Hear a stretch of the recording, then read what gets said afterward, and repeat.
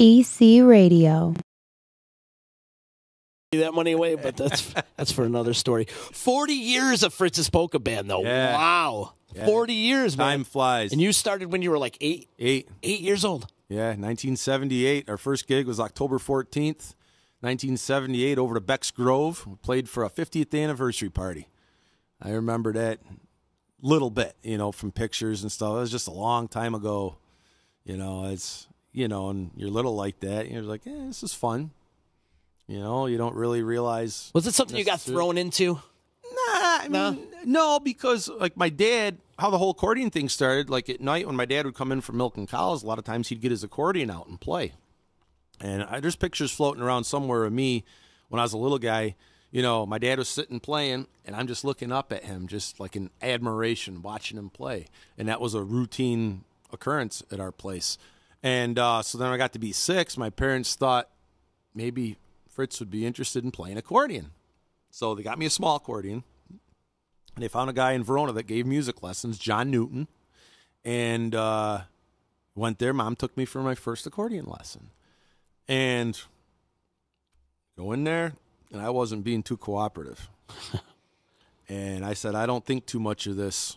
It rhymes with hit, but starts with an S. Shit, you could say. Yeah. I said, I don't think too much of this shit. And Mom, she goes, well, first off, you don't talk like that. Second of all, if that's the way you feel, you can go home and tell your dad. Nope. I was no dummy. I'm like, I'm not going to go home and tell my dad that. Stayed there and took the lesson, right? And then I kept going. And I kept going. I stuck with it. I learned the stuff through the Palmer Hughes books that John showed me. And then my dad also showed me like some polka stuff, some waltz stuff. Started learning by ear, but also by music. So I could, read music and learn by ear. And after a couple of years, we had different ones. I asked, gee, you guys ever go out as a band and play and whatever? And so my dad put a band together. He knew a trumpet player, Al Reber. And my brother-in-law, Gabe, who was he just married my sister. He played guitar and had tried keeping it kind of secret, from my dad. Because back then, somebody would come over to the house. If my dad was playing accordion, they walked in, he'd stop playing. So anyhow, then it finally came out that Gabe played guitar. So my dad goes, well, can you play bass? And Gabe's like, well, I don't know. I probably could. They went up to Swan's Music Store on a Saturday morning. Where was that? In Rome on South James Street, I believe. Okay. And bought a Gretsch short neck bass guitar.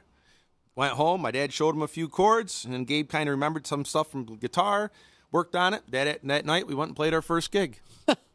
Yeah. All like played that. Our first gig that night. It was a 4-piece, no drummer. And after about a year, we got a drummer, Kevin Collins.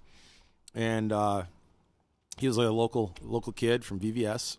And he drummed with us a few years. And then, let's see, I'm trying to think chronologically, it's tough sometimes to remember exactly, but he left the band, I think after high school or once he got in college at some point, he left the band.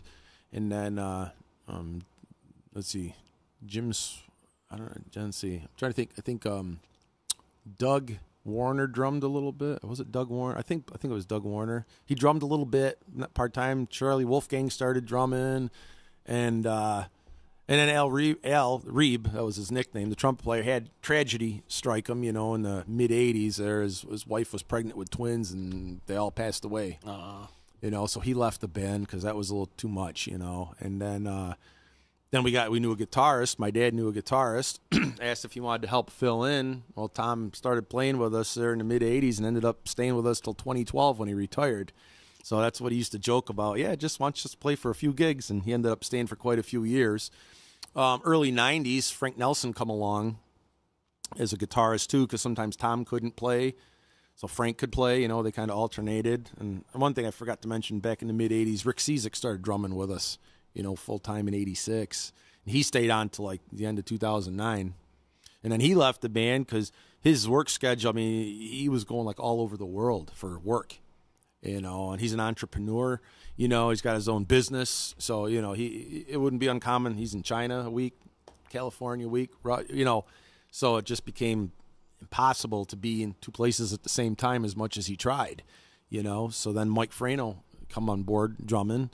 And that's, so, we're 4-piece now. And like I say, sometimes when, Gabe or Frank can't go, Rocco's stepped in and helped us out. We're grateful for that. And, we try to honor the legacy of the music, also show some other sides to what we're capable of, at the right gigs. Like when we play New York Mills, we're not going to play a set like we do down in Fredericksburg, Virginia, because it just... We got to play the people that come and see us in Pulaski Park could care less that I can play "Rockin' in the Free World," right? And you got to distortion out of the accordion. They don't care about that, right? Whereas the people in Fredericksburg, Virginia, they might not necessarily care that we can play, some mellow song maybe that we would in New York Mills. So we try to read the audience. Mike always says we're musical chameleons. We kind of adapt to the gig. Now, my preference, if I could play every gig like Fredericksburg, Virginia, or when we go to Long Island, I'd love it because those are like my rock, quote unquote, rock shows, especially Fredericksburg, Virginia, Capitol Ale House. Full production, big stage, the lights, the whole, the security gates, the cops are there for crowd control because it's just nuts. 6,200 people. Wow. And the only reason I know that because it's gated, plus they close off like 3-4 city blocks. And then it gets to the point where nobody else comes in unless somebody comes out. They actually have to do counts for crowd control. That's why I know that was the number. And I love playing there. The big stage. Last year I had people. There's pictures on my Facebook, people fist pumping, holding their steins up in the air. I mean, that's such a rush. I couldn't imagine if every gig was like that. That's why when I watch some of these DVDs, like Iron Maiden or even AC/DC when they did their concert in Spain, and you see the crowds just going like this, I'm just like, I can't imagine that rush. Yeah. I just can't. That feeling, it's better than sex. It's just nuts the way you see the crowd respond. And for me, that's what we get when we go to Fredericksburg, Virginia. It's what keeps make you playing too, right? It's I wish we could do more gigs like that, because, and again, a lot of the people there, they're 20-somethings, 30-somethings, 40-somethings. That's not to say there aren't some people there in their 80s, because there are. But the majority of the crowd's the younger people, and they're thinking, you guys are cool. It's like I wish we could just have that all the time. Because I'd love to be doing more festivals and playing places like that. Because I'm sure I'm confident in the guys that play that we'd win them over. But it's just getting into those places, getting on the bill. Yep, that's the thing. Look how Flogging Molly took off. They're playing in this small pub out in California, and then they actually landed, I want to say it was Lollapalooza, I could be wrong, and one of the guys said they're so far down on the bill, they're playing for people that have no clue who they are, but they went out there, the attitude, we're going to win these guys over, we're going to do our thing, and boom, they started building, and boom, they, they're big now for what they do. Oh, absolutely. And they put on a hell of a show. I love seeing the guys, and I met a couple of them, they're just great musicians. Right on. I want to back it up a little bit and talk about growing up and when you were playing the accordion in the band and stuff. Going to high school, were the kids making fun of you? Yeah. Were they? Yeah, were they ripping on you? Like, there's that polka guy or whatever? Well, not even that. They just couldn't. It's funny because some of the people that did used to pick on me, they've since come out and seen me play the band with the kids. It's just kind of funny. Yeah, it is. And I was like, man, I could embarrass them. Remember when you were such a jerk in high school? But I'm not going to do that. As much as you want to. I just keep my mouth shut. But I'm grateful they come out. But because people didn't get it, and and I didn't really get it. I am playing elementary school, I'm going out playing some gigs, making a little money. Hey, this is cool. It's fun. I didn't really grasp everything. It was fun. It still is fun. But in high school, that wasn't exactly a fun time. Right. It's probably an awkward time. But I was just like, whatever. Yeah. Were you playing gigs at night, then going to school the next day? Not so much. Was it just we didn't play a lot. More on the back weekends? then, weekends, and we probably played, I don't know, back then. I remember there'd be years we thought if we did 20 gigs, that was a lot. So, it wasn't so much playing and then going to school. Once in a while we did some stuff in the spring, have like a dance somewhere as we play, and then on a Saturday night, and then I went to school Monday, but nothing not so busy as like later on when, we started playing a lot more, traveling a lot more. This fall was really busy. There was a few weekends in a row, we did 4 or 5 gigs in 3 days and drive 1,000 miles or more, that was a lot. And, I've noticed it more as I've got older. I'm 48 now. I've noticed it more in the last few years. Like my recovery time is not like it used to be. I'm with you there, I used brother. To do I'd do back when we were sponsored by Jaeger, we'd go down to shows in New York City, go see a Jaeger concert, drive home the same night. I'm like, yeah, this is nothing. But now I wouldn't tempt that, so. The Jaeger people still consider you guys legendary. That's true. They were a great sponsor for quite a few years, They That's really true. were, and a lot of fun. We had a lot of good times. Yeah, met a lot of cool people, too. Oh, yeah, met a lot of cool people. I remember, I can go down the line. Holy cow. I remember meeting the Alter Bridge in 95. That was just a few years removed from Miles Kennedy being in the Rockstar movie. Oh, yeah. And I saw them down at Northern Lights, which is, another place now. But, yeah, Buck Cherry, met them guys a couple times. And, geez, in fact, the first time I saw Brand New Sin. Oh, we got to mention that, too. Good when they call. opened for The Cult in New York City. Wow. Like Joe and I had been in contact now, hey, what's up, blah, blah, but we'd never see each other.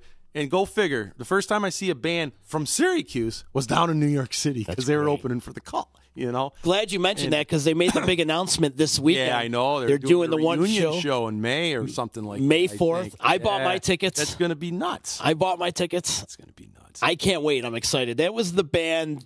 Brand New Sin was probably the greatest rock band ever to come out of Syracuse area. The greatest rock band. I remember that night. Because after they played, there was a little before The Cult went on, and we're hanging out up in the VIP area, and Joe comes in, and we're talking and all this stuff, and I remember telling him, I go, dude, Cult's got big shoes to fill, following you guys. Seriously, and he was flattered, but I meant it. I wasn't just blowing smoke. I meant it because they put on a hell of a show. Oh yeah, the musicianship was there, and they're in your face. And The Cult sounded great. I'm not gonna lie, they were great. I mean, I don't know much of their music, but again, I don't have to know a band to like what they do. And I got to meet The Cult. They were cool, and plus the Jaeger did the country tour. Met Dierks Bentley, and it's.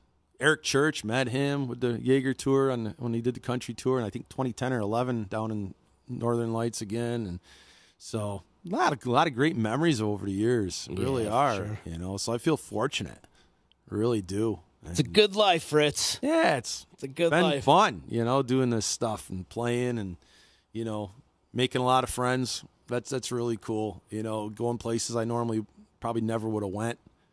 And some places you can't wait to go back again. Some are like, hey, I saw this place. That's cool. It's good and whatever, So lucky though. That's the way I look at it. You know what the hell you're listening to? It's EC Radio. Only on the D.